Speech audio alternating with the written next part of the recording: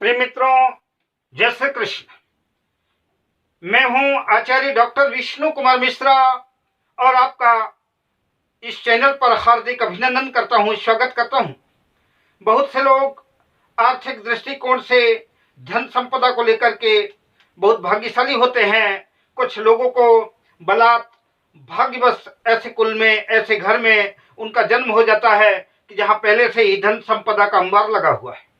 अतः ऐसे जातक फिलहाल बिना कुछ किए ही जन्म से ही विपुल धन संपदा के स्वामी हो जाते हैं। और कुछ लोग पैदा तो हुए गरीब परिवार में, साधारण परिवार में, किंतु अपनी बुद्धि से, अपनी योग्यता से, अपने पौरुष से गरीबी रेखा से ऊपर उठ करके धनिकों के लिस्ट में अपना नाम दर्ज करा लिया। जीवन है तो जिंदगी के हर मोड़ में धन की आवश्यकता महसूस होती ही है। अभावग्रस्त जिंदगी किसी को भी खटकती है।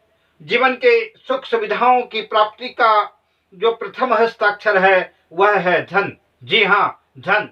और आज मैं बात भी करने वाला हूं धन योग पर। जन्म कुंडली के माध्यम से हम जानेंगे कि हम धनवान बनेंगे, धन संपदा आएगी, या फिर जिंदगी दूसरों के आश्रय में, दूसरों की पराधीनता में, दरिद्रता में, विवशता में गुजर जाएगी। पर चर्चा धन योग की हो तब दरिद्रता और विवशता जैसे शब्द अच्छे नहीं लगते। इसलिए इस एपिसोड में हम चर्चा करेंगे महज धन योग की। इसलिए आप अपनी जन्म कुंडली को निकाल लीजिए और देखिए आपकी जन्म कुंडली में धन योग है या नहीं। पर विषय में चर्चा करें उससे पहले उन मित्रों से आग्रह जिन्होंने अभी तक चैनल को सब्सक्राइब नहीं किया है तो प्लीज चैनल को सब्सक्राइब करें, साथ ही बेल आइकन को भी प्रेस कर लें। वीडियो अच्छा लगे, ज्ञानवर्धक लगे तो लाइक करें, शेयर करें। जैसा कि आप जानते ही हैं कि जन्म कुंडली का प्रथम भाव लग्न भाव होता है, यानी जातक के स्वयं की उपस्थिति, उसका रूप, उसका रंग, व्यवहार।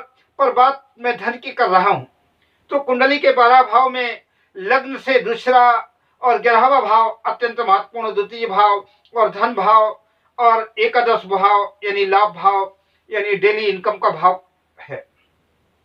अतः लग्नेश द्वितीय भाव के स्वामी के साथ बैठा हो और भाग्येश भाग्य भाव पर हो या धन भाव में बैठा हो तो जातक जन्म से ही उस कुल में, उस घर में पैदा होता है जहां धन की कोई कमी नहीं रहती।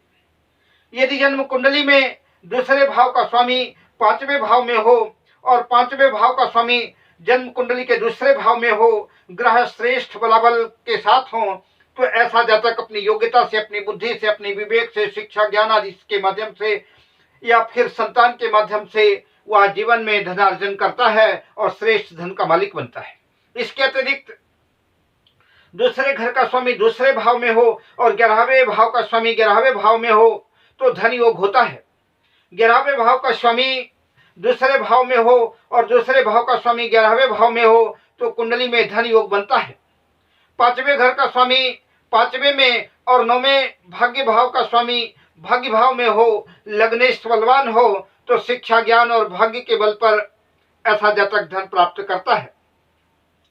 द्वितीय व लाभ भाव के स्वामी की युति जिस भाव में हो रही हो, 6, 8, 12 भाव को छोड़ करके, तो जातक उस भाव से संबंधित संबंध से लाभ अर्जित करता है। उदाहरण के लिए लग्न में हो तो स्वयं के पौरुष से, चतुर्थ में हो तो माता से, दशम में हो तो पिता आदि से धनेश लाभेश के अतिरिक्त अन्य भाव के स्वामियों का संबंध कई बार उतना प्रभावशाली तो नहीं देखा गया जितना केवल धनेश और लाभेश के योग से होता है। साथ ही धनेश और लाभेश से जिस भाव का स्वामी कदाचित संबंध बनाता है तो उस ग्रह की योग कारक और मारक की स्थिति को देख लेना चाहिए। अगर लग्नेश का संबंध है तो निसंदेह सोने में सुहागा साबित होगा। चतुर्थेश से है तो वह भी श्रेष्ठतम है, क्योंकि सुख समृद्धि का द्योतक तो चतुर्थेश है ही। 6, 8, 12 भावों में या उनके स्वामियों का हस्तक्षेप प्रश्न चिन्ह अवश्य खड़ा करता है। किंतु पंचमेश या भाग्येश यदि वहां से संबंध बनाए जहां धनेश और लाभेश बैठे हैं तो धन योग में और वृद्धि होगी। पर विचार करने से पहले ग्रहों की डिग्री, अस्त, मृत आदि की बलाबल का भी ध्यान रखना चाहिए। यदि दूसरे और 11वें भाव के स्वामी 12वें भाव के स्वामी के साथ बैठे हों या 12वें भाव के स्वामी से संबंध बनाए तो कुंडली को विशेष ध्यान से देखना चाहिए। इसके दोनों अभिप्राय हो सकते हैं। एक तो 12वां भाव हानि का भाव है, नुकसान का भाव है, व्यय का भाव है, धन योग नष्ट प्राय हो जाएगा। जातक को धन योग की जगह नुकसान का भी सामना करना पड़ सकता है। और दूसरा, ऐसा जातक विदेशों से या विदेशी वस्तु से भी जबरदस्त धन प्राप्त कर सकता है। पूर्वांचल गोरखपुर के आसपास किसी गांव से एक सज्जन मेरे पास आए थे, जिनका सरनेम शाही था। उनकी कुंडली में जो कुंभ लगने की कुंडली थी, जिनके धनेश और लाभेश दोनों ही गुरु बनते थे।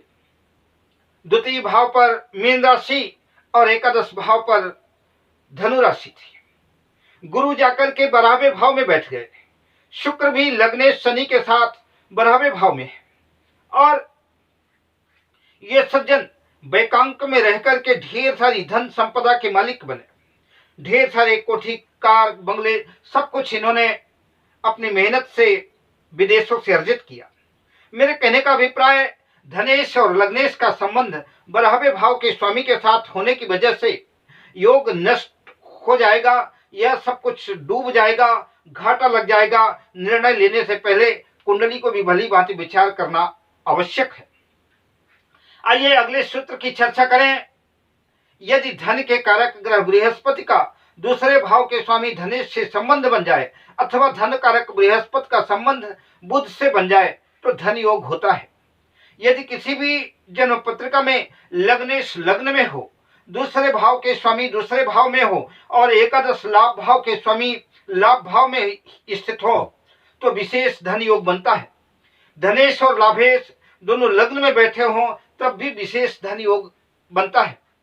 यदि चंद्रमा 7वें घर का स्वामी होकर के दूसरे घर में बैठ जाए, साथ में कोई अन्य ग्रह ना हो, तो ऐसे जातक का पैसा कभी डूबता नहीं है या डूबा हुआ धन उसको वापस मिल जाता है। और यह तो आप जानते ही हैं कि जन्म कुंडली का कोई भी योग या कोई भी ग्रह अपना फल अपनी महादशा में ही देता है। महादशा के अतिरिक्त अंतरदशा में भी कुछ न कुछ लाभ होता है। प्रत्यंतर सूक्ष्म प्राण दशा गोचर में भी उन भावों पर आने पर कुछ न कुछ लाभ होता ही है, पर संपूर्ण फल अपनी महादशा में ही कोई ग्रह देता है। अतः धनेश और लाभेश की महादशा में ही श्रेष्ठ लाभ मिल पाएगा। शुभकामनाओं के साथ पुनः मिलते हैं अगले एपिसोड में। तब तक के लिए जय श्री कृष्ण।